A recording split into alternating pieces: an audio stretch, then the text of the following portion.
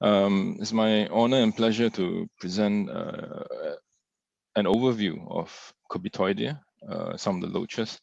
But I must admit that I'm not actually a domain expert in this group, because from what my main experiences are from within Sundaland. And when I mean Sundaland, it's basically Peninsular Malaysia, uh, uh, Borneo, and Sumatra mainly. And from my talk today, although it has quite a few number of slides, I'm only sort of touching the tip of the iceberg, because the diversity of loaches is ever increasing. Actually, the last time I did an overview of loaches was about 11 years ago in Prague. And when I reopened that PowerPoint, I realized, whoa, it's so outdated. And a lot have been done since, and there's a lot more groupings or families. So my talk today, I will looking at an overview of the loaches. Okay, and let's see how to get this moving.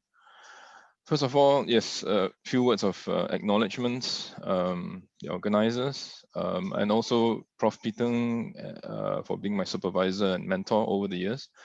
And again, Maurice is brought up again. He still is my mentor. A lot of the field work, a lot of the taxonomy, a lot of the systematics I've been learning and still learning from him. And close friends with Ralph, Lucas, and more recently Kevin as well, sharing discussions and beers over the years. And all this work, the presentation, all the specimens wouldn't be possible without funding from the museum and NUS, which is National University of Singapore. And I also like to highlight our recent MOUs with Sabah and Sarawak Forestries, respectively. And for also fieldwork in Indonesia, and many colleagues and co-workers for help over the years. And also part of this work is not possible that I will be out there collecting all this all the time. I mean, at any one point, the fieldwork, you're there only for maybe a couple of weeks, a month. But I also depend a lot on local collectors, exporters, importers. Not all the photographs I use are mine, so I've acknowledged respectively. And to my wife for tolerating my mess over the years. So just a brief intro. Been lecturer and curator at the NUS, and now more recently as a collection manager. I did my PhD in 2003, and my previous degrees are all on fishes, either systematics, taxonomy, or inventories.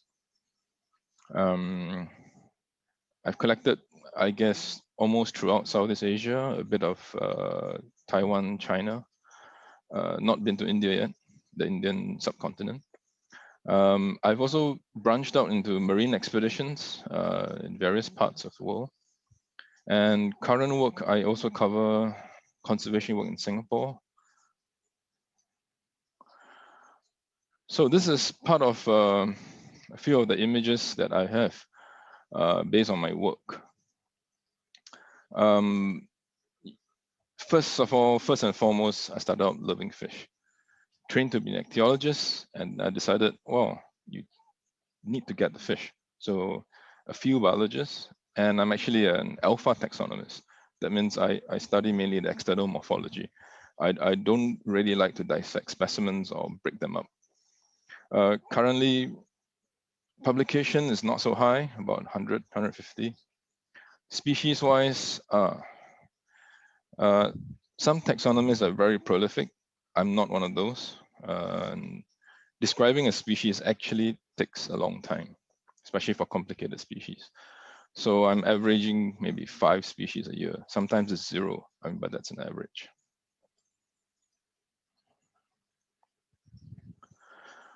So amongst the species I've described thus far, actually, if you look carefully, loaches comprise quite a fair chunk, about 28%. But if you lump it together with cyprinids, it's a fairly large chunk of about 58%. And my first love or my first foray into it was actually Austrornemids, in particular the genus Betta. So a few notes here. Throughout the years, I've now collected sort of up to 20 taxa here that's not been illustrated in living colors previously. And many showcased here in high definition with properly preserved specimens. And hopefully there'll be a follow-up on scientific photography of aquatic organisms. Okay, as I mentioned earlier, most fish images are taken by myself, unless otherwise acknowledged. Any misidentification or misinformation is solely my responsibility. Okay, a little bit of the taxonomic history. The first three named loaches were all named by Linnaeus in 1758, but they were all under the genus Cobitis. But as you can see now, present day, it's they've now been split up. Okay, and this particular image, I actually bought it from Alami for this talk, and I think it really illustrates the accuracy of the drawings then. So if you look at the composition,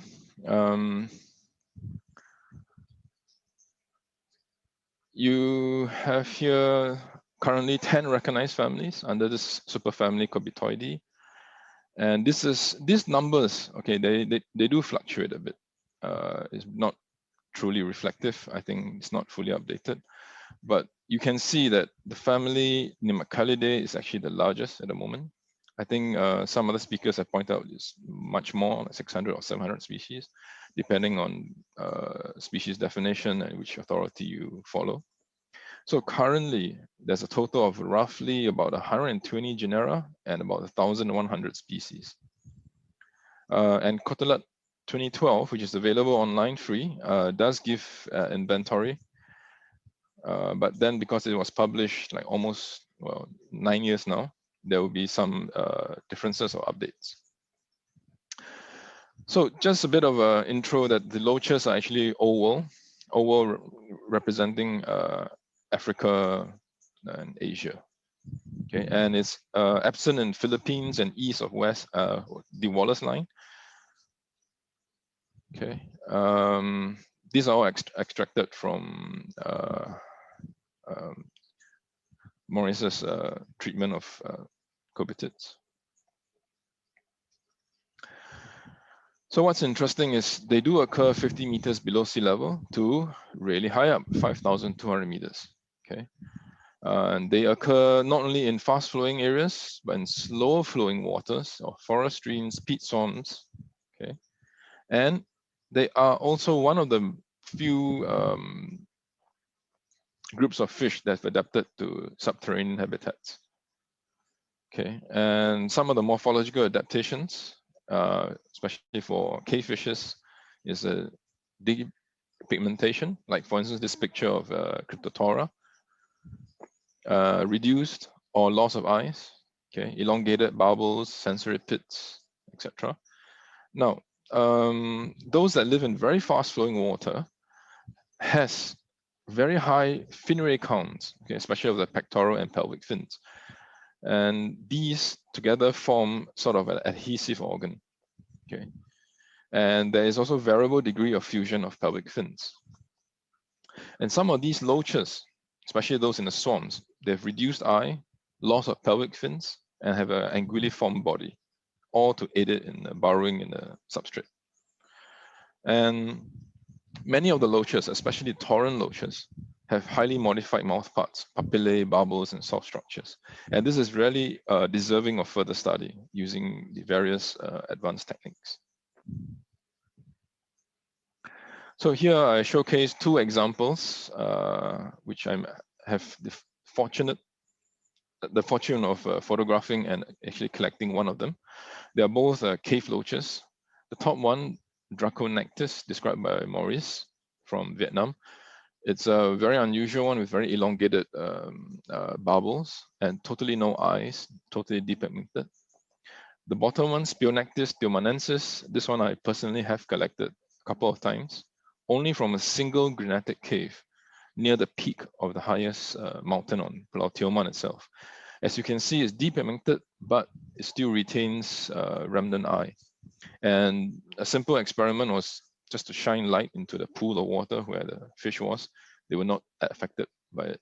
But the moment you touch the water, try to chase them around to catch them, they would scurry away. So they do depend on chemosensory or some other sensory organs. Now, this is something that I've very simplistic, but loaches have very interesting mouth parts, and this is how you differentiate them. The definitions are not hard and fast, but the general rule is when you have a fish with simple mouth parts like a Homoloptera, we call it a plesiomorphic or simple character. And with complex mouth part, we call it advanced or apomorphic character, like a Cervelia, for instance. You just compare the two. It's quite a degree of difference, although they're in totally different families. And the width of mouth parts are something interesting that I've noticed. For instance, like Gastromizon, it's always been said the mouth is almost as wide as its head, all the way to, let's say, Cervelia is only roughly a quarter of its head width. Why is that so? We don't really know, but the important part about mouth parts of fish is ingestion of food or intake of water for respiration. So these do come into hand. Now, just to showcase the importance of oral structures, I really dislike it when a description of a species, you do a drawing, because a drawing is very subjective. And if done properly, yes, it helps. But sometimes like this, in the description of Pseudogastromizon mehua shangensis, well, you can't really see any details in the drawing here. But if you have a compatriot of Pseudogastromizon maize, you do a good photograph, you suddenly realize, wow, the mouth parts are really interesting. Okay, and this showcases as well. Within Pseudogastromizon itself, there is difference. The kinds of papillae, the striations on the lower lip, things like that. And tuberculation, goodness, is huge. Okay. So, and as well, the fin structure, it seems that the more primitive form is more like a Nemacalis. These two are, again, not in the same families, but this is a very simple structure. That means the pectoral and pelvic fins are, the fin ray count is not very high, but in Cynogastromizon, it's huge. So this whole area from the oral area right down to the end of the pelvic fin forms a suction organ, or it's basically a big suction. So from the base word gastromizon, so gastro is basically stomach, and mizon sucker or something like that. So the degree of pelvic fin fusion, which I mentioned earlier, there are differences. So for instance, Neogastromizon is a complete fusion. Boufortia is not quite complete. The tip there is actually free, not that it's broken. And Cervelia, at first glance, if this black cloth wasn't placed there, it seems like a complete fusion, but the posterior parts of the pelvic fin actually folds onto itself. So if you do a cross section, it's like S shape. Okay, so it's actually a cryptic non-fusion, and of course Protomizon, totally non-fusion. And body form, again, almost cylindrical if you do a cross section, to intermediate to dorsal ventrally flattened. Okay, the degree of dorsal ventrally flattenness is also very marked, very different throughout the range. Yes, size does matter. This is the world's largest loach. Of course not. I mean, it's just an effigy of the clown botia, which is a very important economic species for the people who live by the riverside, because the trade in it is in the millions, and people make livelihoods out of it. So, largest and smallest loaches on record. Okay, a Triplophaza at about 40 cm. Now you see this little pink thing here? That's the smallest currently on record. Lemia Aquatic, which maxes out about 12 millimeters standard length. Just to re-emphasize, 12 millimeters. Oh, by the way, Lemia Aquatic lives in peat swamps, not in very fast-flowing waters, and very much, as mentioned earlier by some of the earlier speakers, a miniaturized loach. Okay, really extended nasal bubble and maxillary bubbles. So within Sundaland, all 10 families of loaches are actually represented. Those with the asterisks are endemic to Sundaland, which refers to Babuca, Elopostomete, and Valentine. Okay, the next few slides, actually quite a few slides, maybe, I don't know, 30, 40 slides, are just showcasing diversity within Asia, okay? Most of them, especially the flattened forms like this, occur in fast-flowing waters, okay, but others in swamps and forest streams. So because I paid for this image, I'm going to use it quite frequently. So Bellatorra. So you have Bellatorra, okay, and mainly Indo-Chinese taxon, but I believe it extends maybe into Indian subcontinent as well, if I'm not wrong. But they are not very well represented in collections. So I do showcase some of the oral features if available, or depending on the format of the slides. Yeah, I won't go into much details, just to show you mainly diversity. Bellatorra, okay, very simple mouth parts, elongated body. And what's interesting about this genus is extremely keeled body scales. Okay, something to do with hydrodynamics, I guess. Bovania, again, and Western Ghats taxon in India. And more recently, I think Rajiv's team have worked out that there's actually quite a few species, not just only 2. And this is a really odd one, Cryptotorah, described by Maurice in 1998. Found only in a series of caves, Susa caves in Chiang Mai. And they actually creep on wet rocks. They don't really swim at all. Okay, and this is a subject of one of the Nature papers where they said, well, the movement of this fish is more like a tetrapod. But to any workers of torrent loaches, you know that this is the de facto mode of locomotion. So there was actually nothing novel in that representation. Homoloptera, okay, this used to be a fairly large group, but the genus has been split up. Okay, so here are 3 representative living live color pictures of some of the Homolopterids. The first one, Homolopteroides stephensoni. I believe this is rarely illustrated live. Belletteropsis zollingeri and Homoloptera confusona. Okay, the Homoloptera confusona is this is part of a rather colorful grouping together with Bilineata, Perclitella, and Orthogoneata, because they all have orange and brown patterns on them, and they're quite attractive. So there you go, Orthogoneata. And this, I believe, again, is the first live fish picture of Homolopteroides rvi.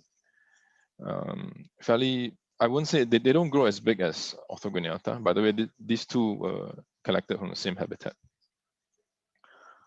But interestingly, there's much more colors than what was the species description based on. So that's a freshly preserved specimen of Homolopteroides rvi.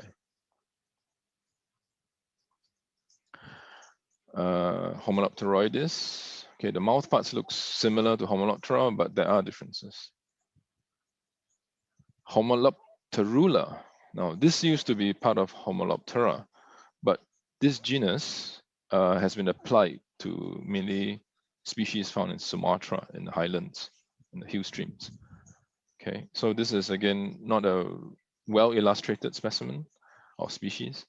Fowler did an expedition to North Sumatra in the 40s, and he described, I think, 2 or 3 Homolopteras from that trip. But unfortunately, he did some drawings, but I've examined some of the type material, but they're in very poor shape. So these are, again, first living fish images of some of the Homolopterula from North Sumatra. Okay, Amphisquamata, Heterolepis. This is from the feeder stream feeding into Lake Tawar and Ripley.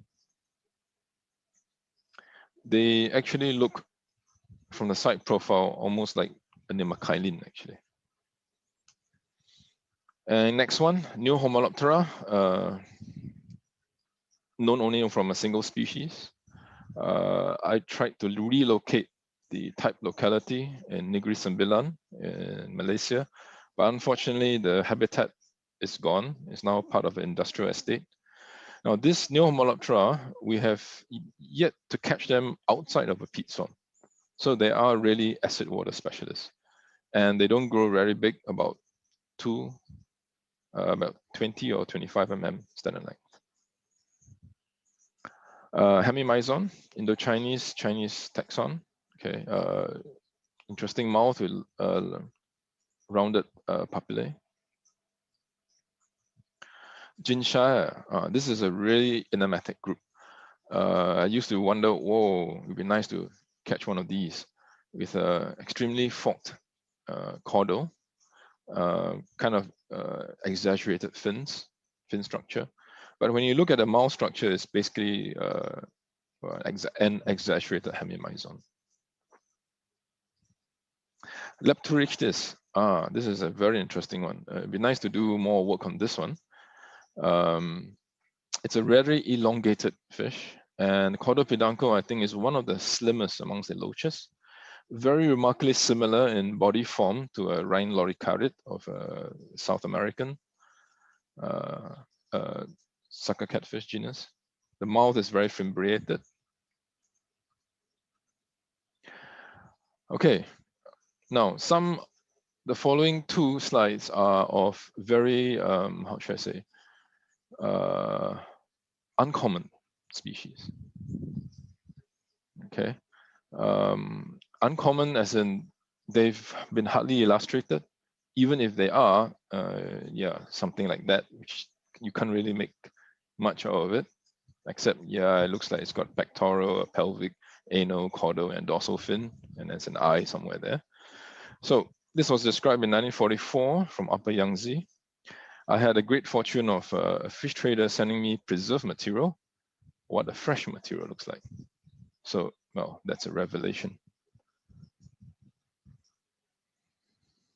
And Pseudohomoloptera, this genus was reinstated by, I guess, who was that? Can't remember who, but one of the Americans. But I described this particular species, which I referred to like a batik cloth, very colorful, very nice pattern. The mouth parts are very simplistic, large bubbles, not much of a specialization in terms of lip morphology. Gastromizon, okay, Chinese taxon. Very flattened body and large pectorals and pelvics. Another Gastromizon. Another one.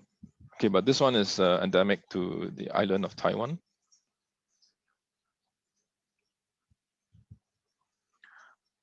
Yeah, Bovania again, I show. This is one of the few available gut cells, which is that was available for me to examine, but it's not a very well preserved specimen.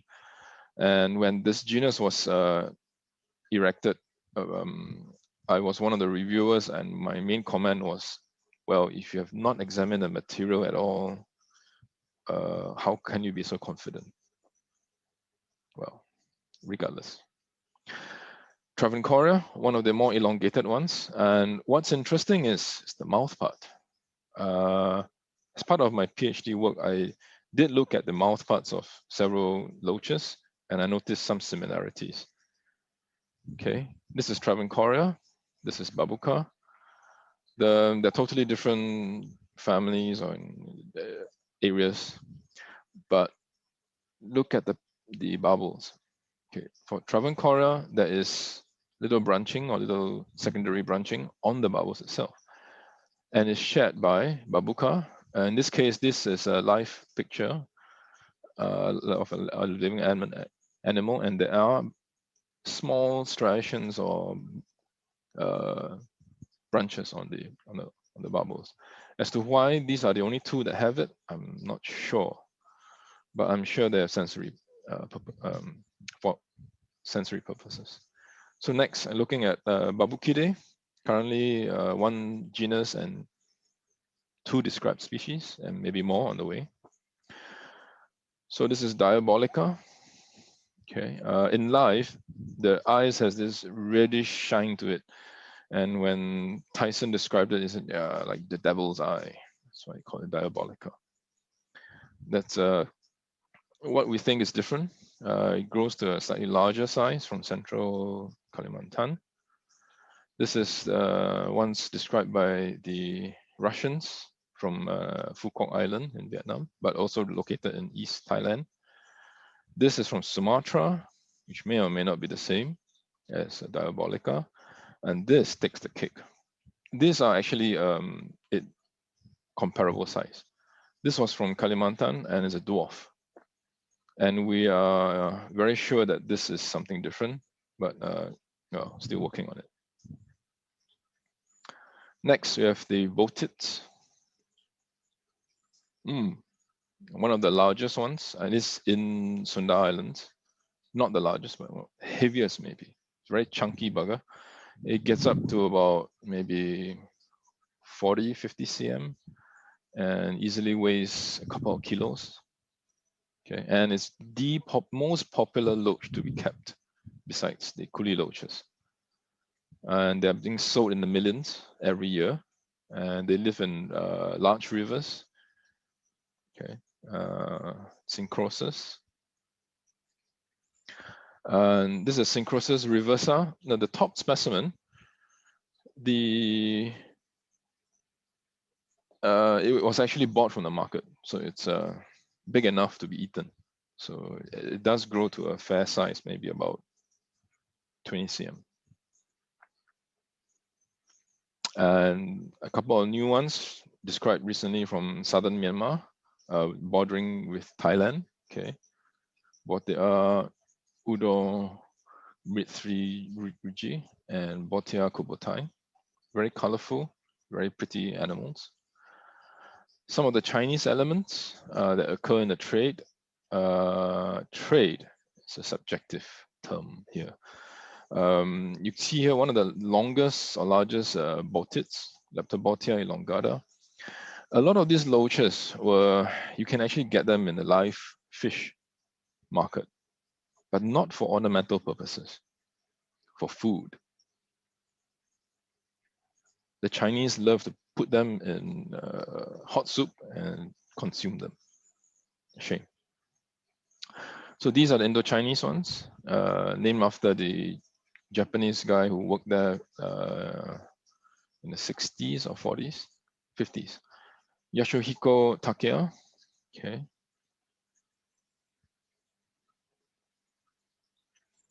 Again, Chromobotia, Botia histronica. Next, we have the cobitids, Cobitidae. So you have the horse-faced loaches. These are specialists in sandy areas. They will bury themselves entirely, only leaving the tips of the head or the eye and the nostril out of the sand. This is a Cotylolemia, but having the similar habitat to Acanthopsis, burying itself in the sand.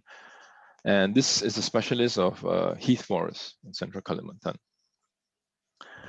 Pseudohomoloptera, and rather rare one, Thyroides senacanensis, currently only known from East Sabah. Okay, one of the enigmas as well, Lepidocephalus group in Southeast Asia, recently revised by Page and gang.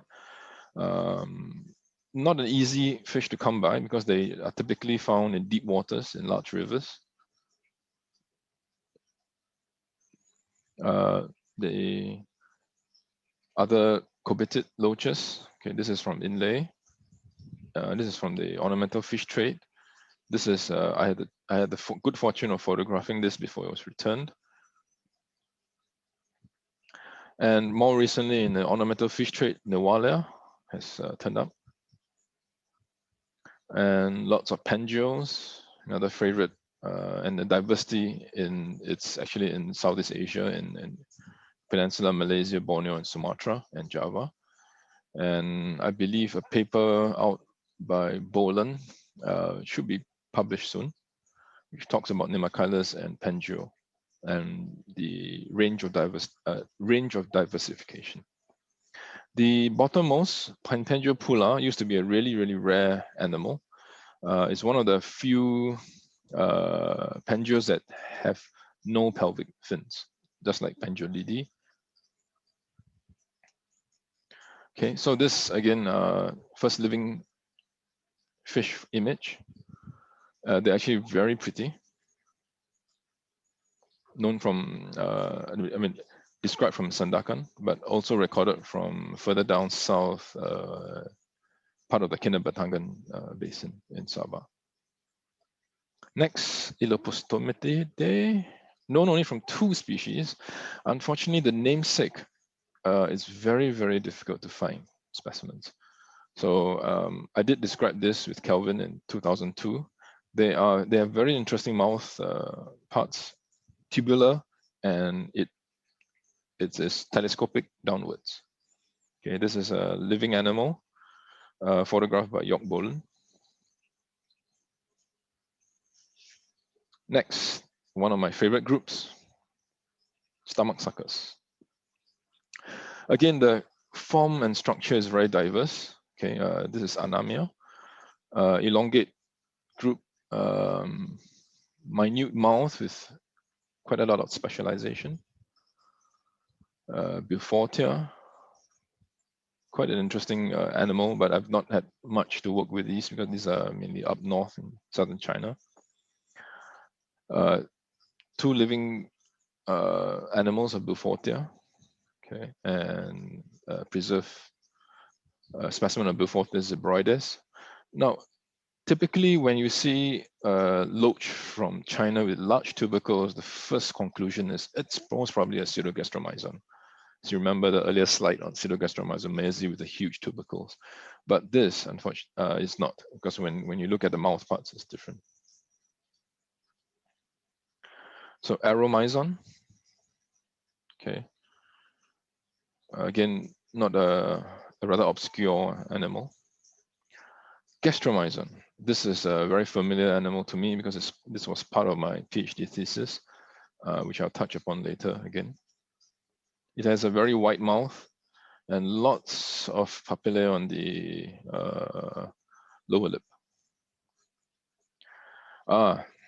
I can tell you this is a very well taken first live fish image of Gastromizon catibacensis. It's incredible. The colors are so stunning. When we first got this out of the water, everyone, including my helpers, were just aghast. I said, "Whoa, what's that? Is it a ruby?" Okay. Well, fortunately, I preserved it well, but unfortunately, the color doesn't preserve. It fades really fast. Here we have 2 others. One is a Neogastromizon radiatus from Rejang. I believe also a first living fish image. Gastromizon megalapis. Okay. Neogastromizon, closely related and used to be synonymous with Gastromizon. Okay, but there are some differences. Glenopsis, This is a specialist in headwater streams. They like very shallow, small streamlets. Usually where you find Galeopsis, you only find Galeopsis, and probably only things like insects and tadpoles. So these three are all in highlands, okay, in Borneo. And two of them, I think, illustrated for the first time. Maybe even this. But I believe this is a different species from the namesake Hanichi. Next, we have Hypergastromizon. Okay, known only from Borneo. And when Tyson described this genus and species, he said the mouth was akin to a Buffortia, very small, very unlike the rest of the gastromizontids in Borneo. Okay, and here we have living pictures, a live fish imagery. I put CF because this may not be the namesake. And again, first living image of Hypergastromizon eubranchus. So all this is possible because of the MOU that we have with the Sarawak Forestry Department in Sarawak. And we managed to go into the interior to catch these animals. And with Katibasia, again described by Maurice and endemic to Borneo. It's named after the river's name, Katibas River. Okay, and again, first live fish image. Not much different from the preserved material, but interesting to note. Okay, it was first actually misidentified as a protomizon, but the mouth parts and ray counts are different. Next, another uncommon loach, okay, a Chinese one, monotypic currently, known only from Hainan Island, okay, Plesiomizon bautingensis. Sorry, the image is a bit of low resolution, but that's what they drew the animal to be like. And again, very fortunately, I managed to get material, fresh preserved ones. Okay, the mouth part is very, very interesting. And Bosco Chan of Hong Kong actually had a project on in Hainan, and he managed to snorkel and take living animal pictures in situ. Paraprotomizon. Unfortunately for this one, I have no specimens to talk about. So this is all you get. Simple line drawing. Protomizon. Okay, again, a genus that's endemic to Borneo. If you look up some literature, especially the Chinese ones, they say, oh, Protomizon can be also found in China, but those are misidentified. They are usually, they actually are Aromizon or other genera.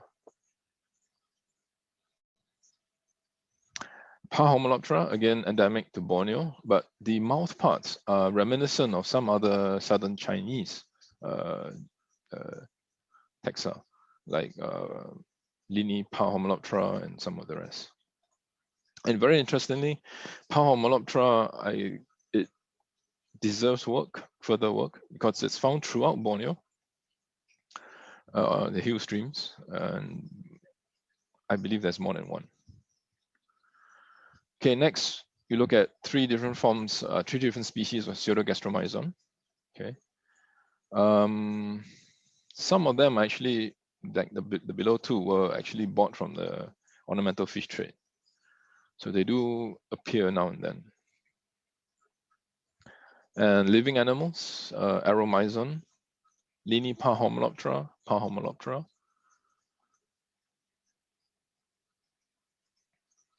Sowelia, okay, this used to be a very uncommon genus in the trade. So uncommon that both Maurice and Tyson sort of re-described it from very few specimens in other collections. And later on, when Tyson went to Laos and Vietnam for consultancies, he managed to get many, many species. And also Heok Hui as well in Vietnam, central Vietnam, managed to get and describe many species of this genus. The mouth parts are the most intriguing one.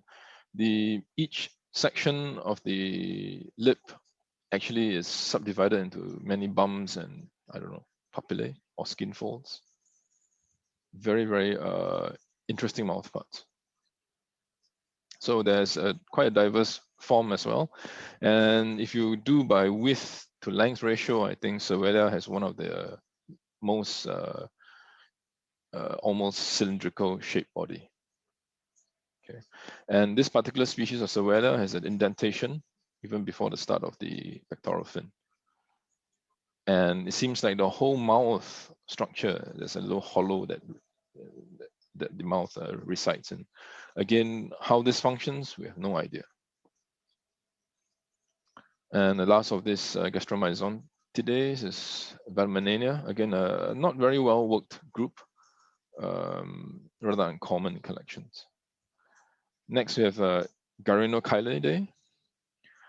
Okay, this has the unfortunate common name in the trade as the Chinese sacraloge.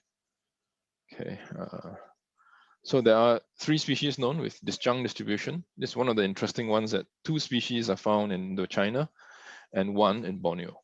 Okay, this is the Bornean species, Pustulosus. And they have intriguing, almost spherical-like structure above the apical opening. And this is actually for adaptation to the riparian habitat. It allows it to respire. So this is, again, the Bornean one. And then this is the Thai species. And the Thai species is actually bred in the trade, and there's xanthic forms. Next, Nemacalidae, which is the largest group. Okay, more than probably now more than 600 species. So some of the genera that are in it, Acanthocobaitis, Draconectis, as earlier illustrated, a cave-dwelling one from Vietnam. And Homatula, this is, I think, a species complex. There's short-bodied ones, there's long-bodied ones, misidentifications, and they were all found in the live food market. So used in hot pot again. Nemacalis cruciatus, recently obtained from the aquarium trade. Okay, Trachyteichthys, rather colorful, not often encountered in trade or even in specimens. Nemacalis, again, many species. This was obtained from Zhejiang, although it's named after Kapuas, because of we suspect in terms of biogeography there's been river piracy. Nemacalis saravacensis, again, I'm showing here a juvenile and an adult. There's some apomorphic differences.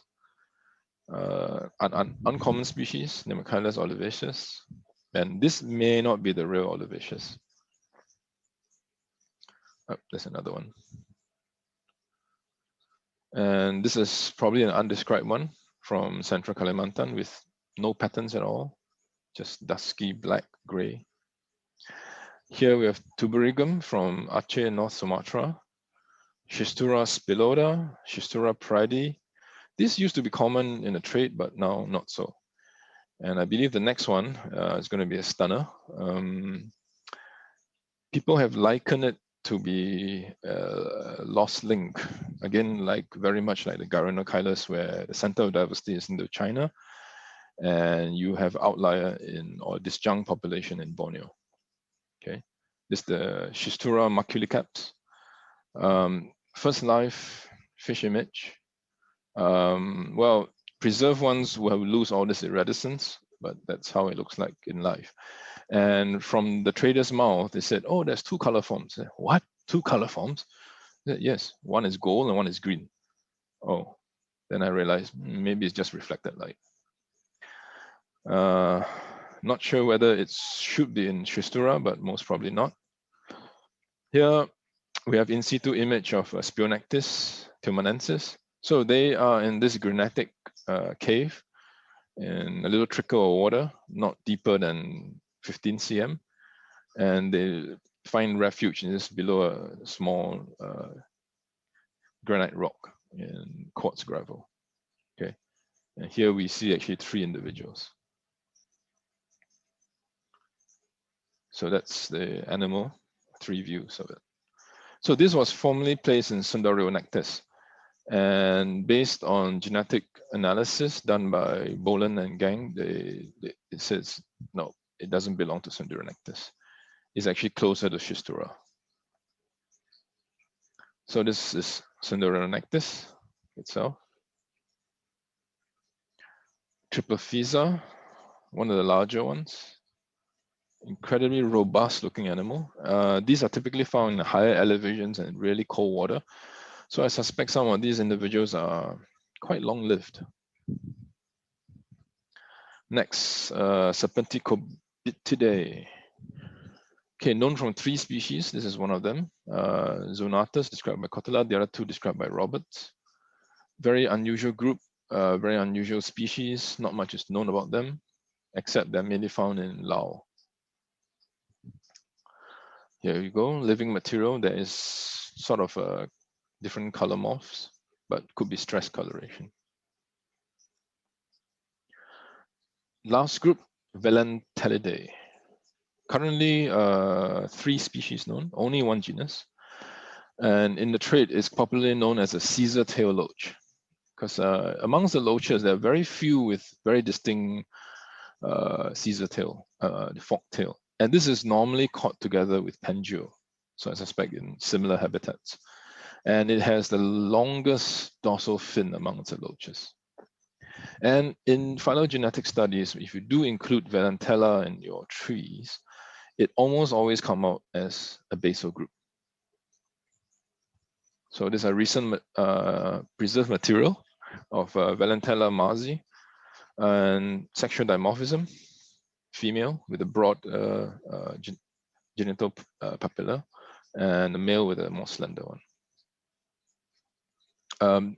They don't show any differences in terms of pectoral fin morphology. So now that I've shown you the diversity, I touch upon why some groups, it's important to have monographs or revisionary works. So taking from my own example, the Borneo suckers, I basically revised the genus Gastromizon and Neogastromizon. So pre-1998, 1998, only 11 species were known to science. And after I revised it, an additional 25 were added to it. So why this big jump, almost more than twice the number? Well, first of all, I did examine all museum types. Okay, it's very important for any revisionary work. You have to look at type material and fresh topotypic material, which means you go to the type locality where the species was first described, and that really helps to solve many complicated taxonomic problems. And in this journey, I discovered that color was a very useful character. Okay, and yes, the cover actually depicts a luminous green Gastromizon. So what I mean by that, okay, so for instance, this case, Gastromizon tinocephalus, described by Roberts in 1982, type locality in Sena in Sarawak. So first I show you what the type material looks like. Very typical, fins broken, skin abraded. You don't really get much color except just faded, bleached color. There's faint looking things that look like spots. Okay, that's a paratype collected in 1893. So I wasn't the first person to do a revisionary work on this group. Then you get fresh material. Suddenly you realize, oh, what a big difference it makes. Okay, so all these bright yellows, the bright iridescent bars and stripes on the dorsal and the caudal fin, it will all disappear. So it fades to like this. So there's a marked difference. So for this group, the documentation of color is very important. Next, I look at Gastromizon bonensis. Type locality is the Mengalong Basin in Sipitang. Okay. There were many collections from West Sabah, Brunei, and Northern Sarawak so-called were lumped under this, and they all had a very distinct secondary rostrum and barred pattern on the body. But when I went to type locality, I got this. There was nothing but this in the stream, which had plain uniform colored body, and the secondary rostrum is just an indentation, very shallow. So what's happening here? So therefore, all the other barred ones actually represent new species. Okay, so this is an artificial grouping, but that's yeah, part of a revision work does this. And again, in Gastromizon, well, there's always the case of syntopic species, where there's more than one in a stream. So when we first came across this in southern Sarawak, we actually gave them nicknames. This is the Gastromizon with bars, Gastromizon with spots. This is the Gastromizon bars and spots. So the working hypothesis was very simplistic. The bars and spots is a hybrid of the bars and the spots one, which turned out not to be the case. And as we visited the habitat over 7 years, actually, this was actually supposed to be part of my PhD work, to work on the ecology of this fish, but which didn't turn out very well, so it was abandoned. But what we did find out was the spotted one and the bars and spotted one were found in abundance and in much higher numbers than the barred ones. And we started to find that there is actually secondary niche specialization. The barred ones actually occur in the most fast-flowing parts of the riffles, whereas the other two in slower parts.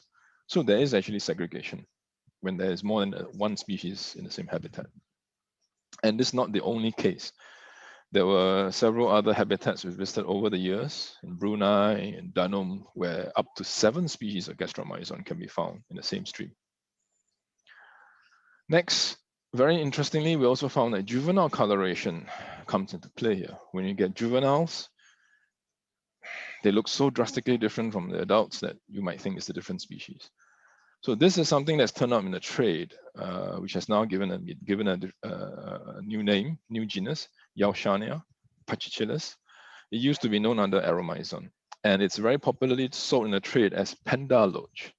But as you keep the fish longer and it grows bigger, the pattern changes. It becomes very mottled, brown, cryptic, camouflage fish, and it looks like a drab-looking loach. So when it's young, it has very nice black and white bars. Okay, I don't have a picture of the adult, unfortunately. I never have the patience to keep fish alive for too long.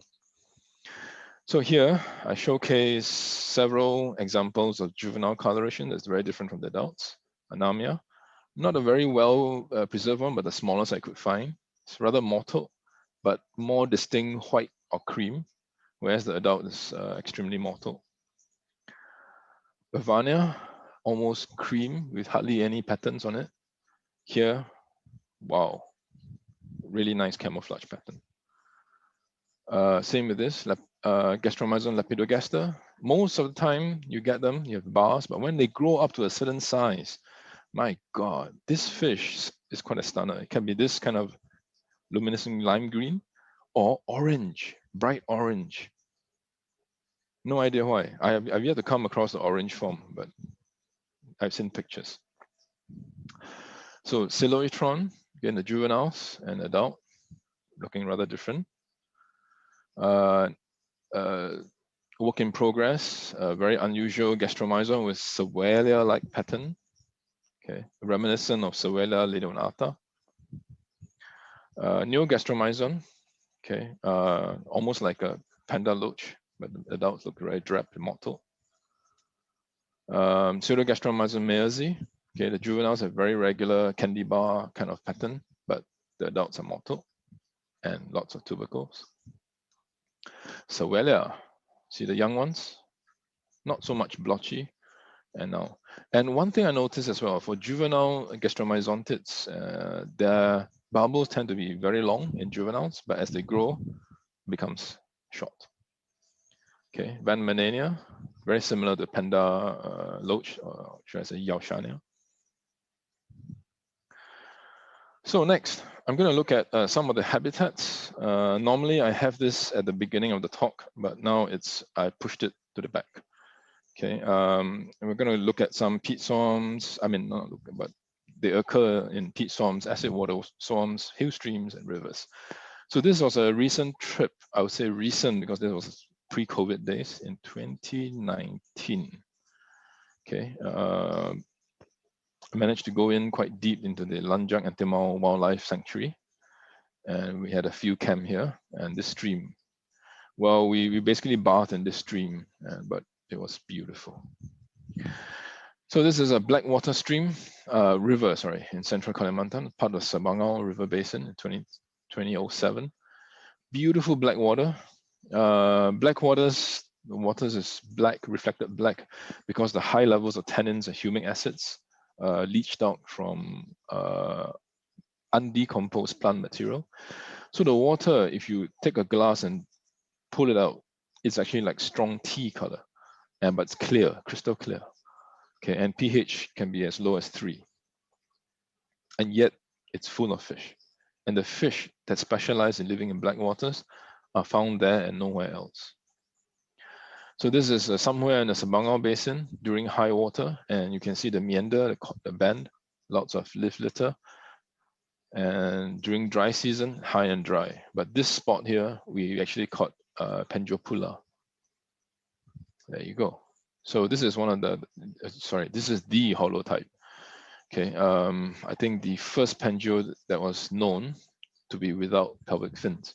And now we think the loss of the pelvic fin is due to its fossorial habit. That means it likes to burrow in the peat.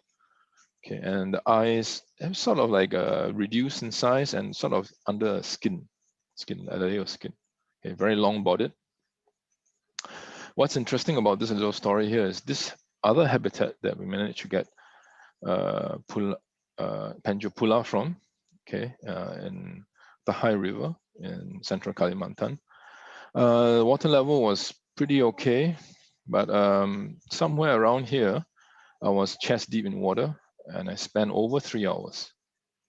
Why did I spend that long in this particular spot? Because I managed to catch Penjopula from that spot. And I continued to do so for the next 3 hours, and I got something like 500 hits. I mean, of course, not just Penjopula, there were spiny eels and chendols and stuff like that. But this was wonderful.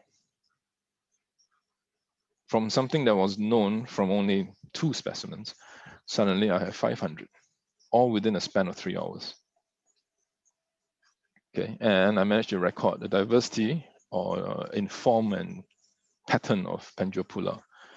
Some looking almost no pattern, some extreme, fully barred, some with spots in the middle of the body, you know, some half stripe, but they're all Penjopula.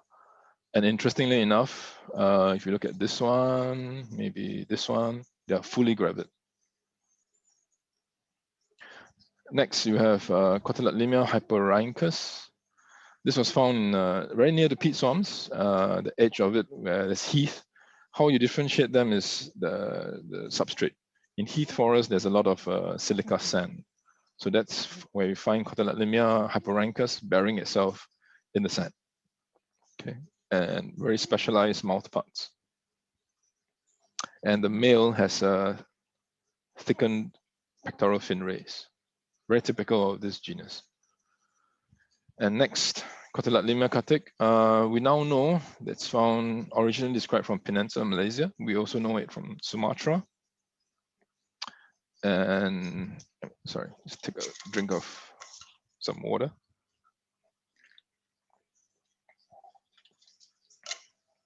Okay, and we also find them in Borneo as well. And it's only associated with peat swamps. And it's again one of the miniature loaches. Okay, that's a male. You can see by the thickened pectoral fin ray. Sorry. And a female, a gravid one, actually. This is from Peninsula Malaysia. Here we have new Homoloptera, Jorensis. Again, I mentioned earlier, this is one of the small loaches, okay, associated with peat swamp waters. Sorry. And this is actually heath with a bit of sand here. So new Homoloptera, one of the features I mentioned earlier that juvenile loaches tend to have very long barbels. So this is retained in the adult form. So this is pedomorphic. Oh yes, I got the slides a bit mixed up. This particular canal, Blackwater Canal in central Kalimantan, again, I spent about 2 hours around this live litter. Reason, Cotyledonea cutic. This is pretty good work for 2 hours, considering there's a lot of peat and you have to filter through and look for the fish. Sorry.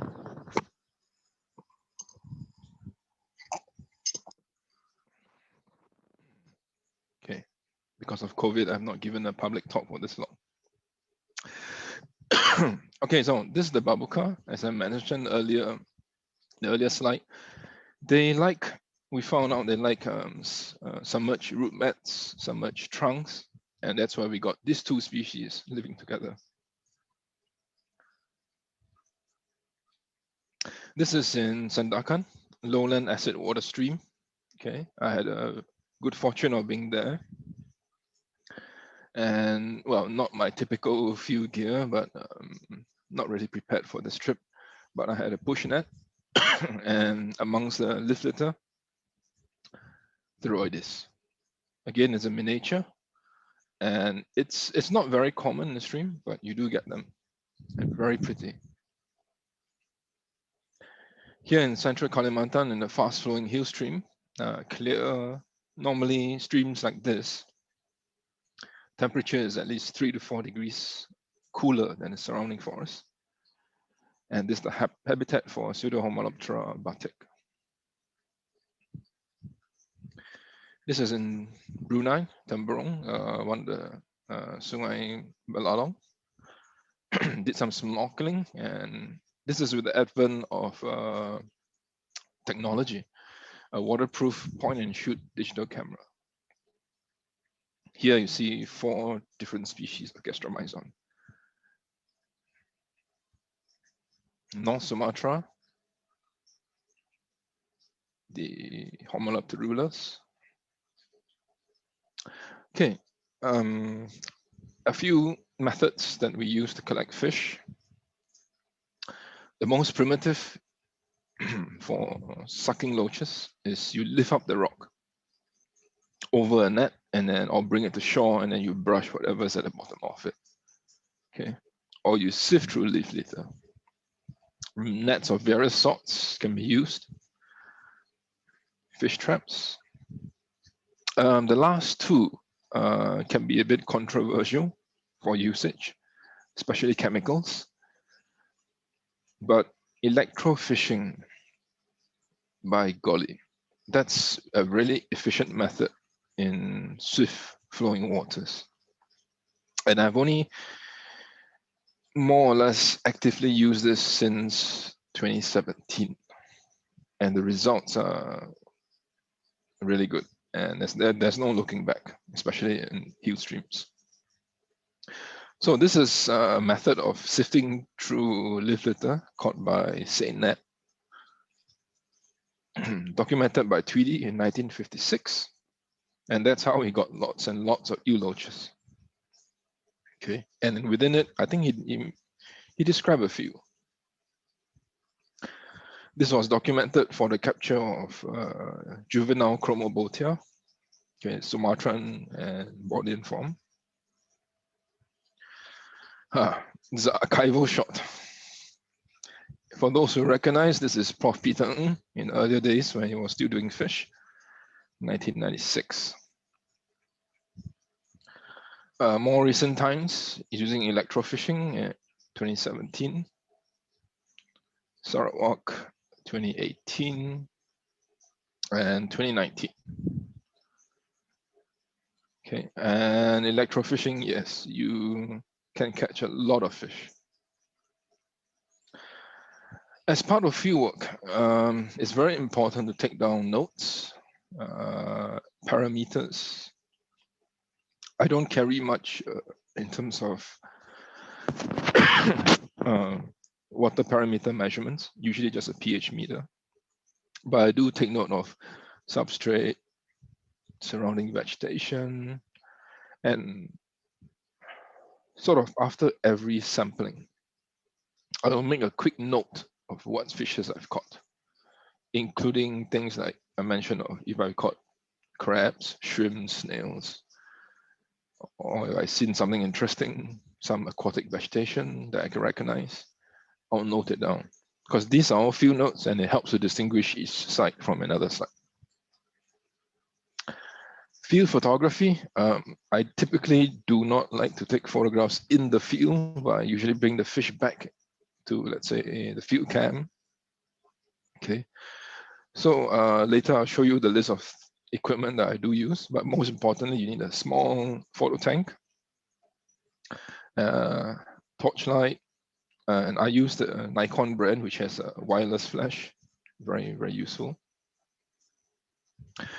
So this is what I bring out in the field. If you're really serious, basically 2 main cameras, one for high resolution documentation, the other for actual bring out in the wet field, because this the Tough series is waterproof, and all the rest accompanying it is I'll say support gear.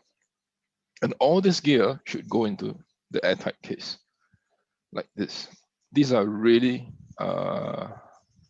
worthwhile investments to have in the field. A short of me processing specimens and sorting it. Okay, don't worry, there's constant water flow, so formalin is elsewhere. This is all soaking in water already.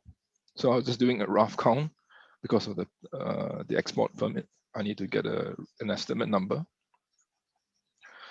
This is directly after what we arrived back from a field trip in Nalgene bottles, watertight containers, leaching in fresh water, and I have selected some specimens out for photography. Okay, so part of my workflow plan is like this. Then in the laboratory, I'll have a copy stand with constant lights, a photo tank. I'll be photographing the fish. Of course, after that, it will be image processing and so on. So I've come to near the end of my talk, or should I say the end of my talk. A few parting words, as mentioned by earlier speakers.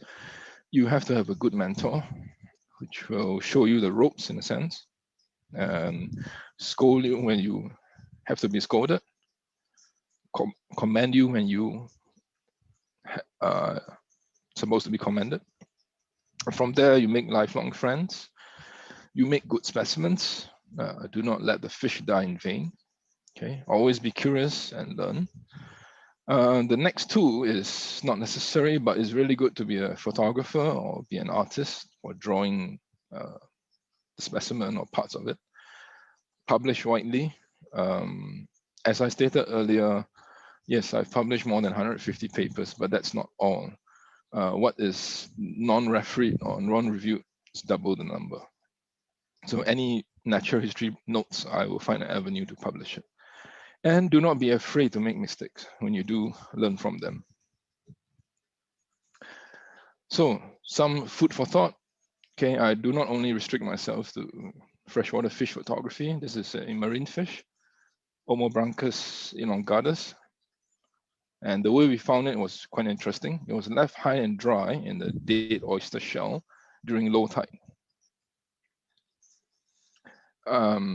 Yes, sometimes we need to eat our catch. So this is the excess, and we're processing it. Deep fried gastros, so I finally get to taste it. This is in Korea, a picture of a poster showing deep fried battered misgunnus. Personally, I've not tried this, but I've tried this in China, in hot pot, misgunnus. A delicacy, I must say. Thank you.